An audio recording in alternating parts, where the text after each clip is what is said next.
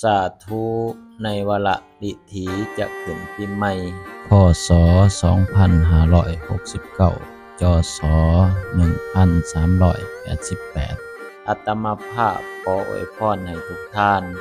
มีโชคใหญ่เข้าโชคใหญ่มหาศาลเจ้ามีกิจการงานอย่าต่ำลงให้สูงลิ่วให้เป็นคิวเป็นขันบ่มีวันสิต่อยต่ำเจ้ามีการมีงานทำ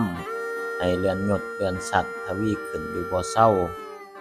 โชคใหญ่เข้ามีแต่ความสุขอันตรายภัยทุกข์อย่าเบียดเบียนตัวเจ้า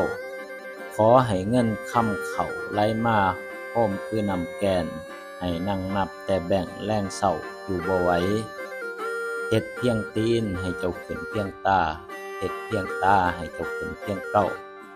ให้เงินไหลหลังเข้าโฮมเจ้าผู้เดียวให้เงินแสนหล่นใส่บ้านเงินล้านหล่นใส่หัวเจ้าเด้อโยมเด้อ